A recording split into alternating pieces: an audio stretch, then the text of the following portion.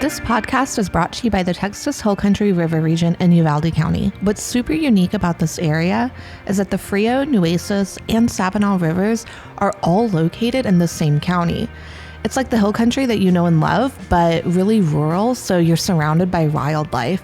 And life just kind of slows down out here, so you can enjoy the simple pleasures like campfires and fishing and just enjoying the company of the people that you love. Go to visituvalde.com for more info.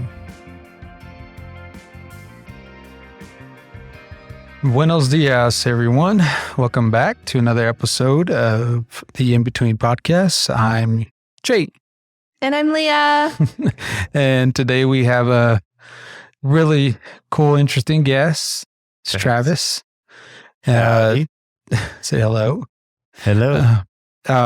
Travis, I met through Leah. Yes, who I met through his wife, Noah. So Noah does acupuncture, and we're going to talk more about them as a couple tomorrow. But let me just say they are the coolest. We're so excited to have you here. Travis is a man of many talents, but one of them being he puts on UTOPIAfest, which is just this incredible music and art festival. It's family friendly. You can camp. It's super cool. We got to go in April with me 9 months pregnant, right before I was due. And we got to go, and it was an incredible event. And so we are just super excited to have you here. Got to go to the baby one. Yeah. Was it? Yeah. I mean, so it just happened to work out as far as timing. I don't recall what we were doing, but it was like spontaneous. Like, hey, UTOPIAfest today. Let's go. I was like, yeah, sure. Let's go. Yeah. So that one was, we call that one Viva Utopia. It's kind of the reboot, kind of back to the basics version that we started after we moved, quote unquote, UTOPIAfest to Burnet, and had like this crazy experience trying to move it to another location. And it the experience was great, but in a lot of ways it was like a really traumatic and insane experience, which we can maybe get into later. But after that, we wanted to like kind of recapture that original vibe and do like something that was easy and fun. So we came up with the idea to like kind of start where we began, with like a lot less people, fewer bands, and just the camping and just some bands and just the hang. So that was the third time that we did that. So, since let's take it back and talk about how it all got started. Where did you come up with the idea? When did you start it? How are you having a festival in Utopia, right? Texas, in our backyard? Yeah, it's over that hill right over there. Yeah. Oh man, I guess the shorter version, so my family grew up out there. My family's had that ranch, which is known as the Four Sisters now, for about 100 years. I'm like the fifth generation out there. Just grew up running around the hills and just, I don't know, loving it. And that was just kind of all I really knew. And I didn't know how incredibly special and how lucky I was to be out there as a kid until I think I left, as it happens. And so I went to Texas State in San Marcos after I graduated from Utopia High School. And right away, I started getting into like live music and bands and festivals. And I started like working security at one point for shows randomly, just to get involved. And I was like playing a couple shows but just going to a lot. San Marcos was a big music scene, and the whole time I just really didn't know what I was wanting to do, like with my life or with college. I was just there getting a random degree that I never really used, but I met a lot of really great people, and I met a lot of great bands, so kind of at the same time I started to realize over those years, like, man, like this is really unique and this is really special what we have in Utopia.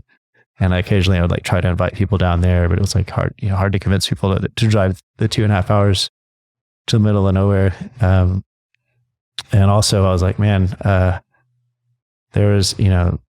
would love people around Utopia to be able to to experience some of this music that I'm experiencing as well. And just, I don't know, after one particular show of this band some friends of mine that I went to, it just kind of clicked in my mind. Like, man, I know so many great musicians and bands now. I have this amazing this amazing space, location.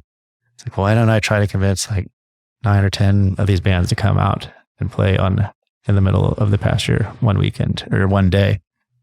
And just asked the family, and they went for it, and all the bands agreed, and we just got like a gooseneck trailer, and we had them all play. I found like a random sound guy, and that was about it. Got a couple of porta potties and invited everyone we could, like put it out there as much as we could. And we had like 200 people show up, and of course, no one knew any of the bands. I mean, I'm sure they all had a couple of friends, but no one from the area or my family knew the bands. But it was just like such an amazing vibe, like right off the bat. Like everyone had a really great time. And so we were like, I was like, let's do it again next year and just make it maybe a little bit bigger and better. But I didn't really think much further than that. Like there was never some big plan for it. Like I just wanted to do it again. So the second year, we pretty much did the same thing, but added the Friday night. And I had invited my friends from this video production company called Onion Creek Productions to come help me film it, to capture the experience. And they came out, and like they were just really blown away by like the vibe and the feel and just the experience out there, and just kind of fell in love with it. And I guess a couple of weeks later they called, and Aaron Brown was like, hey, like we would love to like help like produce this with you and like help take it to another level.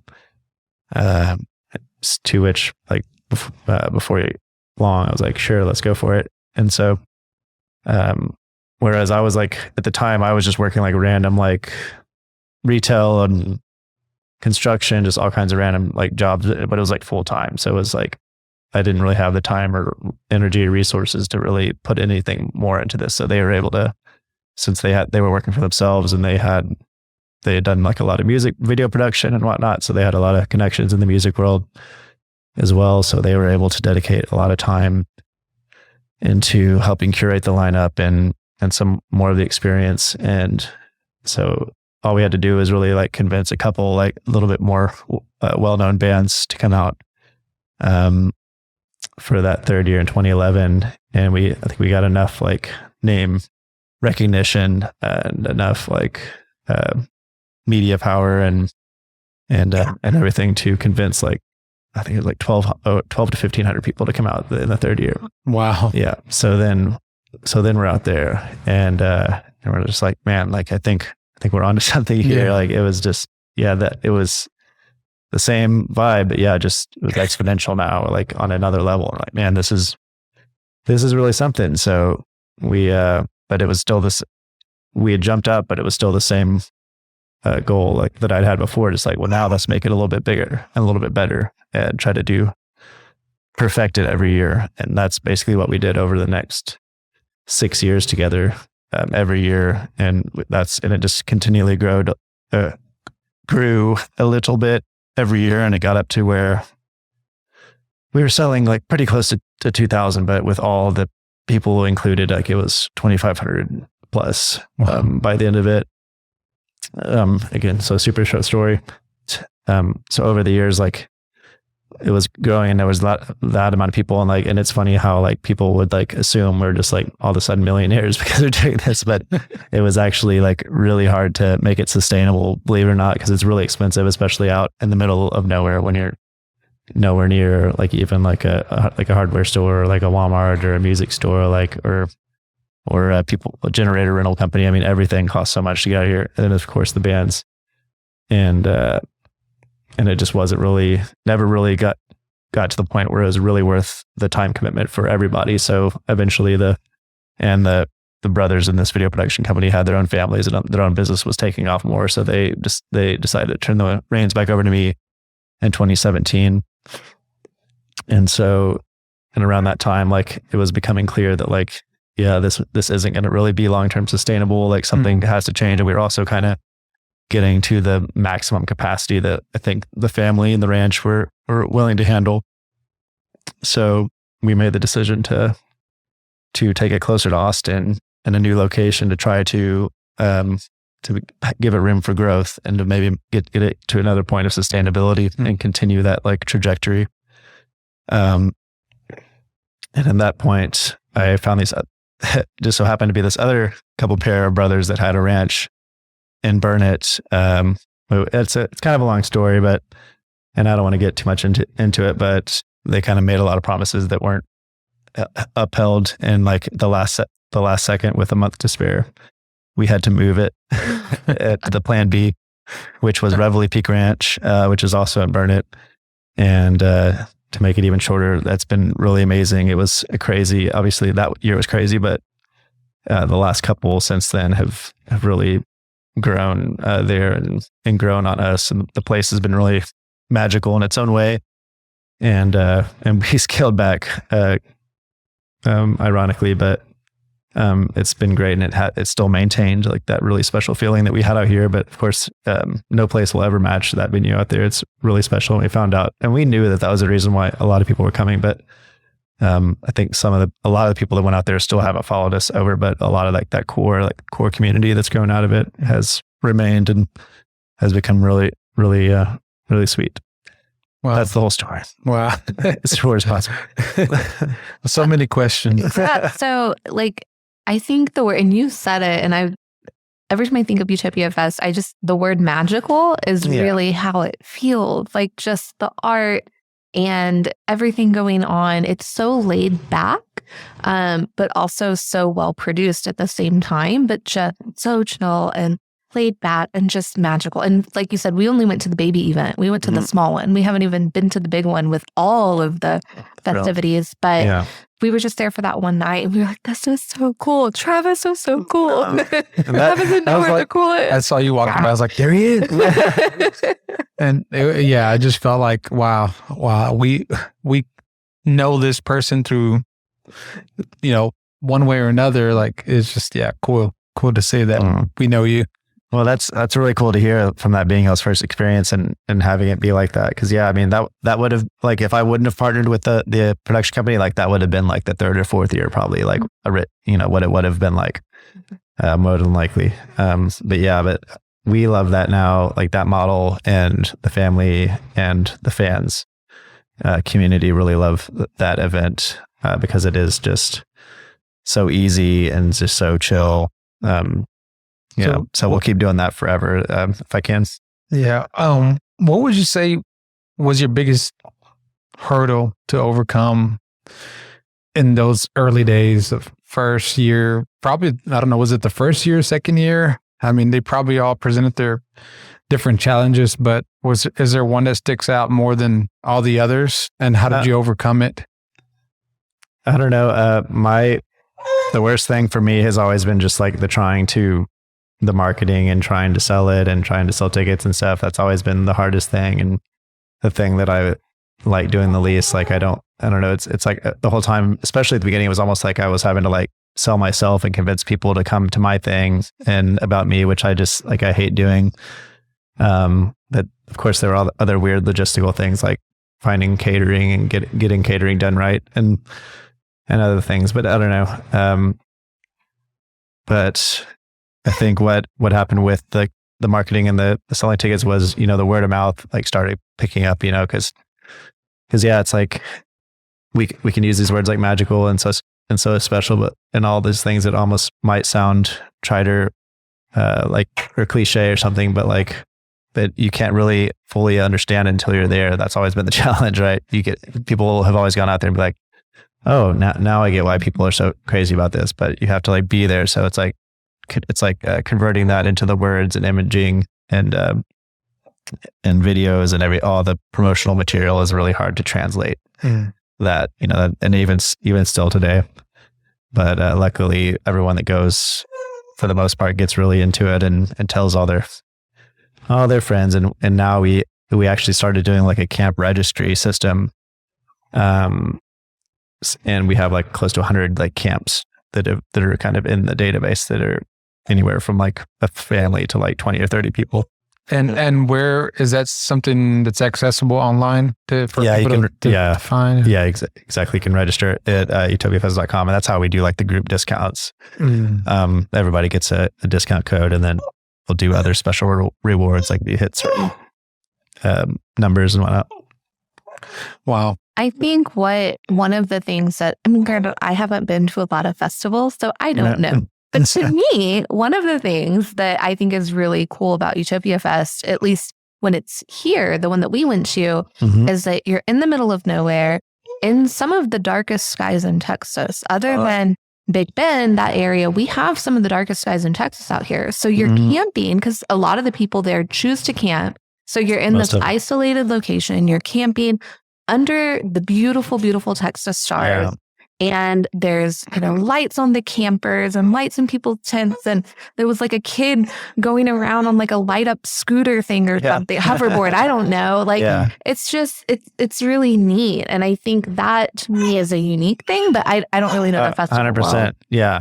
Of course, there's millions of them in all kinds of different situations, but I think it is pretty unique, especially in this kind of region, let's say. And actually, that is pretty similar out in Burnett at Reveille Peak. Like it feels like you're in the middle of nowhere still, but like HEB is like 10 minutes away, but it feels like you're out there, and it's actually really dark, and you get really great skies too.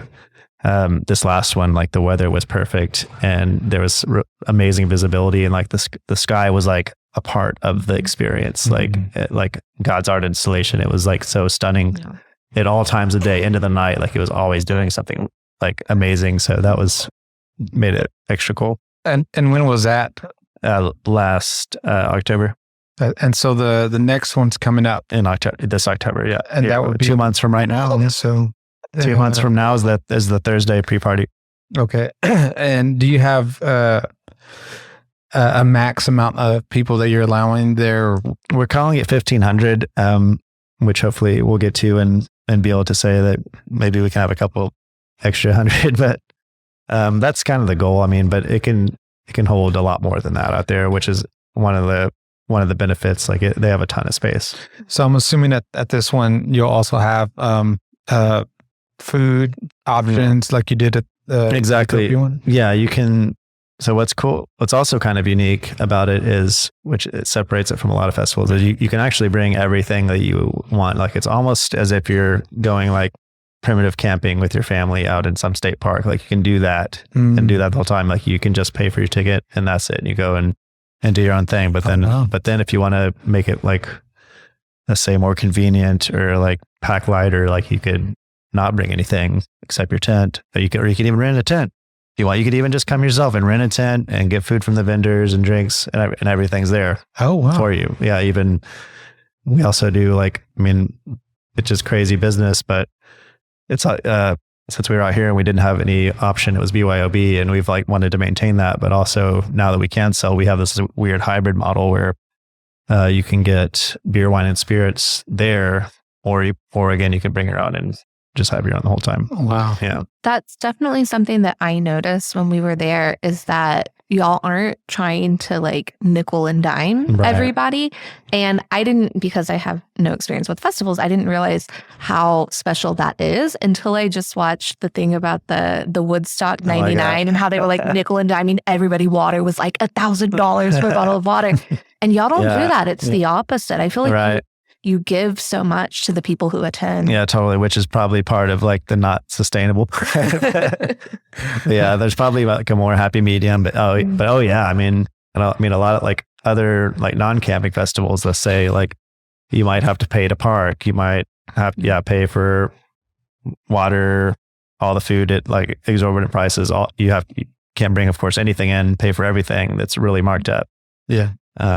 And you get dinged every step of the way for sure. It was so late, but like we just drove right up. I don't know if we were supposed to park there or not, but we pulled right up and parked by like the food people because I was super pregnant and didn't want to walk far. And like it was so easy. It was just easy to attend. Yeah, that's nice about the super small ones for sure.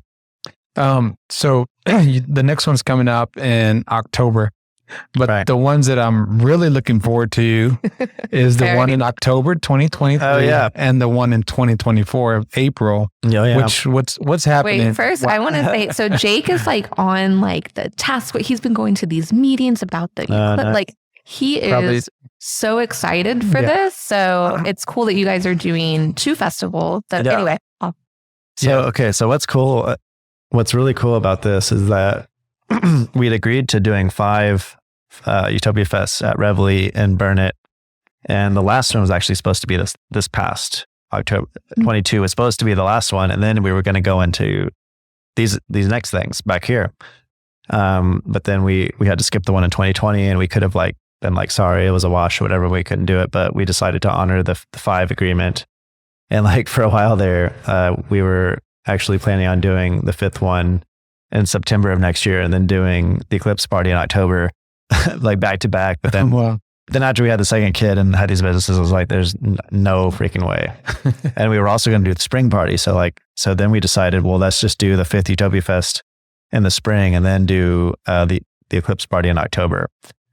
So when we found out about this event, let's say, for those who might not be aware, it's we have this one annular eclipse, it's called, where the moon's a little bit closer and there's a little ring around the sun. That's coming in next October of 23, and can't remember which direction, which goes, I don't know if you do. I think it's, I believe it's either one or the other, but it's probably from the northwest going southeast, coming from the northeast going southwest. Gotcha. Yeah. So that's crossing over us. And then we have in April of 24, we have the total eclipse, the famous total eclipse going the opposite direction, and the paths of totality forming a X over the whole country, and almost exactly over the ranch in here, I assume, where we are here too. We're in the epicenter, which is what are the freaking odds? Mm-hmm. Mm-hmm. This is a once in a, who knows, 300 billion chance. Well, the 2 crossing, yeah. But the totality one, that one happens once every 300 years in any one specific area. Sure. But yeah, these convergence and this crossing, and us being in the middle is just so amazing. So it's really cool that the path with Utopia Fest is led up, and it's kind of crescendoing with these 2 incredible events. But we decided to call them a whole new name, because it is going to be so special. So we're going to call that eclipseutopia.com. Hopefully I'll have the new website up in a second. But yeah, eclipseutopia.com. And one thing that's really cool about it too is some of our old artwork actually was basically an eclipse, it's a kind of a sun and moon kind of combined, was one of our main logos for a couple of years.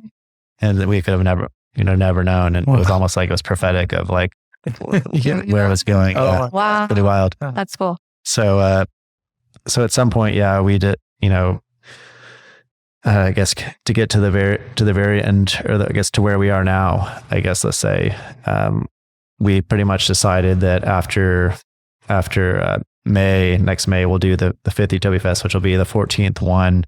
Then the Eclipse party is we might be over with the 1,000+ person thing for a while, or I'm not going to say ever, but for the foreseeable future is what we're saying.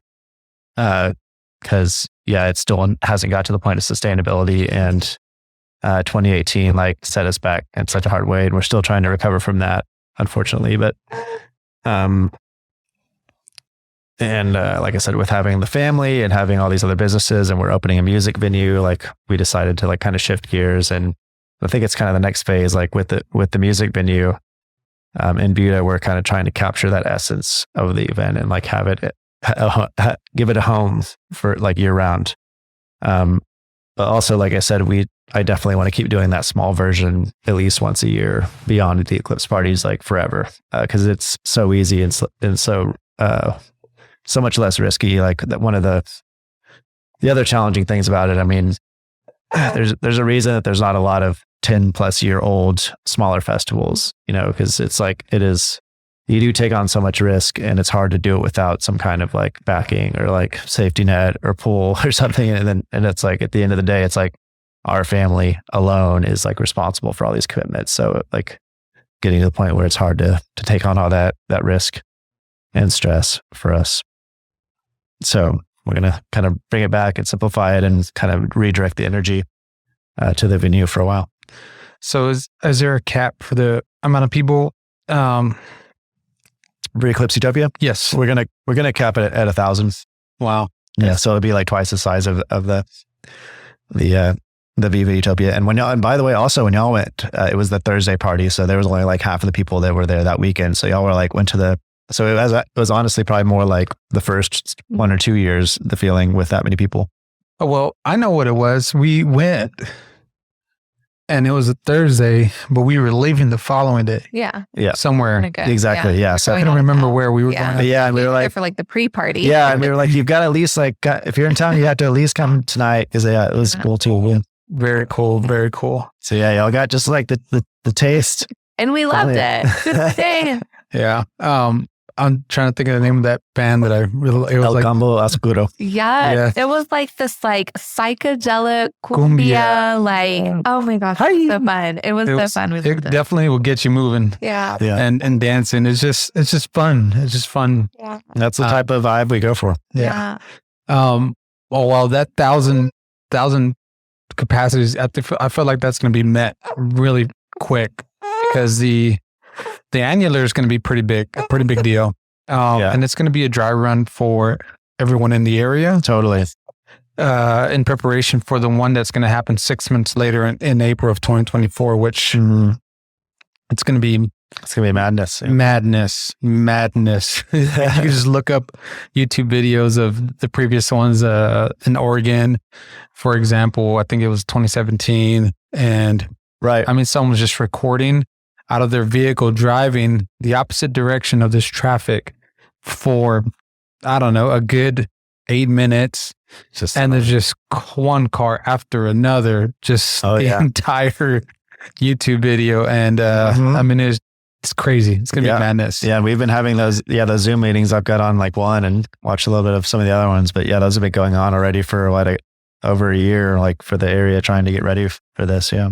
Yeah. The Hill Country Alliances, organizing, all the, I guess, people in the area who kind of in the path to kind of try to collaborate and network with each other and share information with each other, people in the Hill Country. Yeah. I know anywhere from Fredericksburg to Camp Wood and Uvalde and Wimberley, Bernie, I mean, Utopia, Seminole, I mean, tons of towns, people representing from all over the Texas Hill Country in those meetings. But it's going to be exciting. Did y'all already book up, or y'all holding them for a while, or doing a wait list? Or? We did a wait list.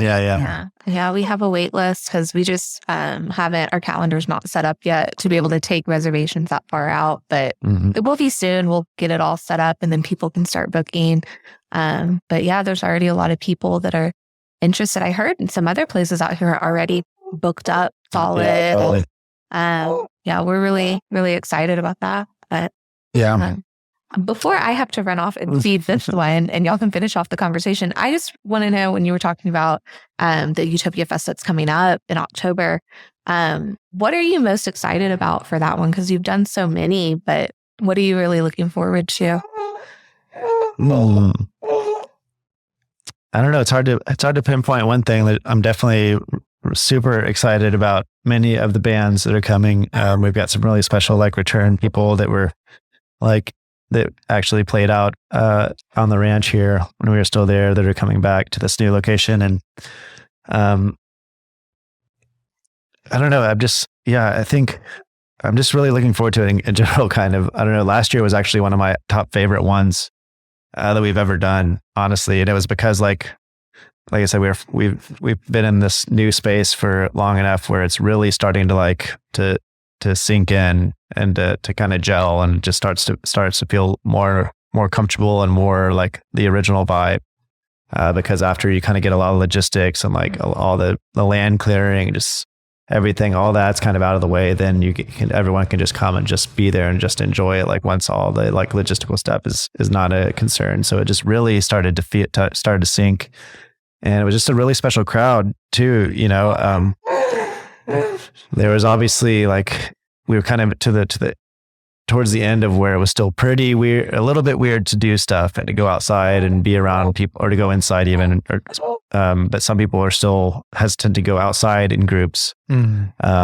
So yeah, it might have, some of the people that might have come, didn't come because of the circumstances, but a lot of other people that were ready to come and were just looking like for anything to do came, like found us and came. And so like we kind of had this infusion of like a lot of fresh people that I think added a lot to the experience.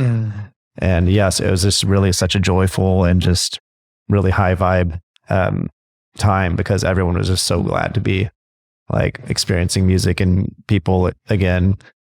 So I'm just excited to see what happens this year, and who all is gonna come. And I'm excited for any new first timers, as well as like so many. We have people that have been coming for 5 to 6, 7, 8 years at this point. Wow. So yeah, I wish I could say something specific, but I'm looking forward to just the whole thing again, and just really gonna cherish it, knowing that we're kind of approaching the end of this chapter, you could say. Is there a certain band that sticks out right now that's your favorite that will be there?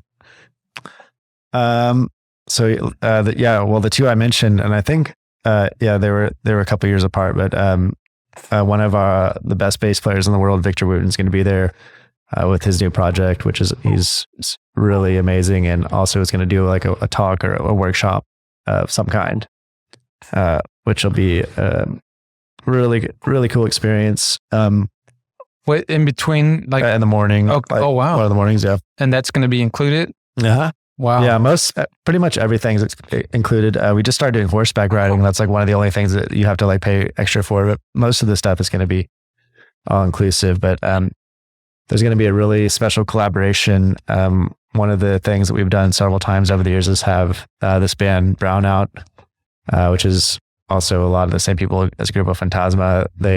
They'll back up someone else, like this guy Bernie Worrell, who used to be in like, who recorded with like the Talking Heads and Parliament Funkadelic, and just a legendary synth guy. Played with them, and they played with the Jizza from Wu-Tang Clan one year, and this year they're gonna play with be the backing band for Charlie Tuna, who was in Jurassic 5, and Charlie came out with his band a few years ago, and he's like one of the people that just really fits the energy and representation of what it's all about, with really positive and uplifting and just energetic, high energy stuff. Just a legend. So they're going to do this collaboration that will be like a once in a lifetime show. Wow. That sounds like something you want to see right there. So it's going to be really fun. Did you play music or? I did, and yeah, I'm still doing it a little bit when I can. It's harder to carve out time, but yeah, my band's actually going to play on Friday as well, early in the day. Which is? It's called Anam Kara. Yeah. And what do you play? Bass. Okay. Yeah. Okay. The last couple of years, my other band that I think my other band's called Cowboy Irie, and I think the last time we played was last year's fest. Actually, I think it's fun to squeeze myself in there, but we usually take like that first spot on Friday. Yeah, Cowboy Irie, and then Anam Kara is the new project, ANAM.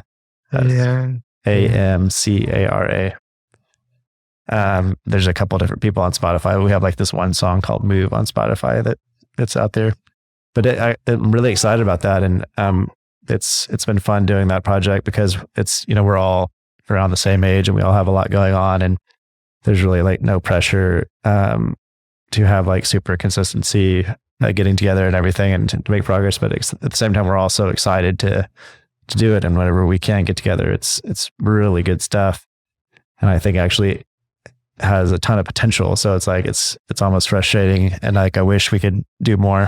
But we're just patient with it and just like letting it happen organically. But wow. And I'm guessing everyone lives in where you live, or y'all just get together? The main singer-songwriter guy lives like a couple miles from me actually in Lockhart, but then the other guys are kind of all around the Austin area. And you're out of Buda? Well, no, we live in Lockhart, but the market and the venue are in Buda. Yeah, we haven't really talked about that much, and kind of save that for conversation with Noah and you. But you do have a venue. Yeah, and I mentioned that earlier. Yeah, and I guess it's relevant here too, because that is kind of part of the next phase of the festival, right? Like I was saying, like it's going to be capturing that energy and kind of experience, and it's like I want it to be like if UTOPIAfest was a venue, like this is what it would be. Oh, where you go and it's like it's intimate and like easy experience, and just really a lot of positivity and just fun and good people and good quality offerings and experiences. Now, that is going to be cool to go check out too as well. We were there back in April, but it wasn't ready at that time. Mm-hmm. We were in the market side, which is all in one building, correct? Yeah. And but we could see through these double doors, kind of peeked in there but it was still very much under construction. Oh yeah. No, it's really come together like in the last like couple months. It's like transformed drastically. Wow. Yeah. I know you don't live in Utopia, but you still come out to Utopia occasionally. Do you ever talk about moving back? Do you ever? Definitely the bug out plan. I mean, which might happen. it could happen any day now. Yeah, someday. Like it's weird. Like we're like, man, like sometimes there's a thing on the news. We're like, might go sooner than we thought. I mean, with COVID, when COVID happened, did y'all spend a lot of time out here? No, but actually, we had just a really cool situation. We were still in Buda, and we like had this little cabin on 5 acres that we were renting. So I mean, it was really the perfect time. Wow. To do that. And we had Sterling, our first daughter, in the summer in June of 2020. So like, wow. So I mean, it was actually the perfect situation. Like we had all this nice peace and quiet and space, and we were just welcoming and raising our daughter for a lot of that time. So yeah, it was actually really, really nice time. Yeah, because everything just kind of slowed down, and it was the perfect time to have a kid for sure, because we were able to dedicate so much of our time and energy on her. Awesome. Yeah, Well, this would have been a good place to be too, though, for sure. But it definitely was. We had the property to ourselves the entire time, and we honestly didn't notice any difference because we were so one, we don't have a TV where we watch, like we have access to news every day, or everything we were seeing or hearing was either from friends and family via text or phone, or stuff that we would pull up on our phones. Sure. But we weren't glued to the TV per se, watching a news station, hearing all the data come out every single day. Yeah. They were just hidden on it. Yeah. And then we also weren't exposed to all the restrictions from going out to restaurants and grocery. I mean, granted, we still went to the grocery stores, but it's just a very different atmosphere living out here. I mean, you grew up out here, you know what it's like. All the resources are still a ways away, and it's out here. You're just kind of in your own little bubble, and I think we shut down for a few weeks, and we just kind of had the property to ourselves, and which was fine. We didn't mind at all, but it did suck to lose all the bookings that we had for those first few weeks. But it ended up working out.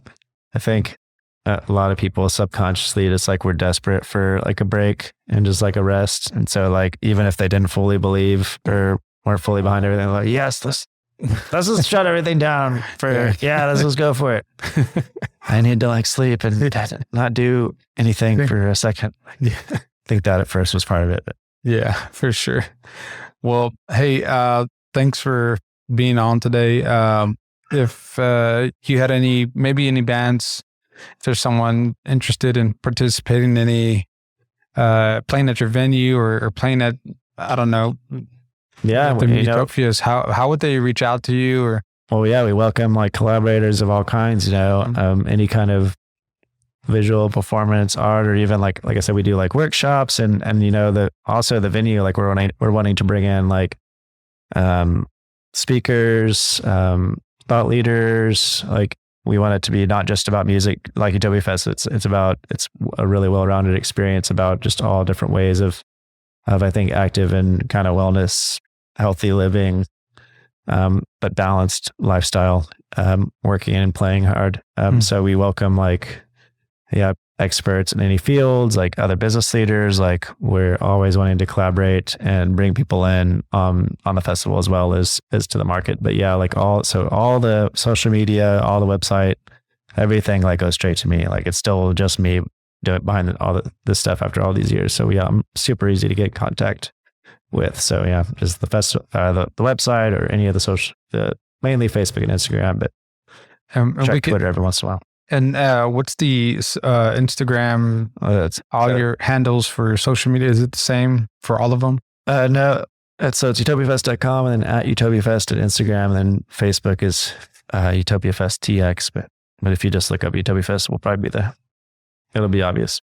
All right. Sounds good. And how much the tickets cost for the October? Like $189 for the weekend pass, which is Friday and Saturday all day. And that, like I said earlier, that includes everything. You can park for free and then hike in or shuttle in to the campgrounds. Is that a car per car or no, person? Per person. Okay. Yeah. But yeah, so that includes parking and camping. If you want to park your car and hike in, that covers that. But if you want to drive in and car camp, that's an extra per car cost. And then the Thursday night, there's an extra ticket if you want to go to that Thursday pre-party. And then there's we call it a VIP Sterling, which I actually decided before we named our daughter Sterling. But that worked out. That's the VIP program that includes like all the days, and you can bring any car, and you have like some reserved camping and a reserved area to hang out, which is cool too. Well, there you go, folks. All this information is going to be on utopiafest.com. So please check it out. You won't be disappointed. And I hope to see y'all there because we are going to go there. And thanks to every one of you. Yeah. Thanks for being on. Thanks for having me. Yeah. The host dance. Hasta luego, everyone. Peace out.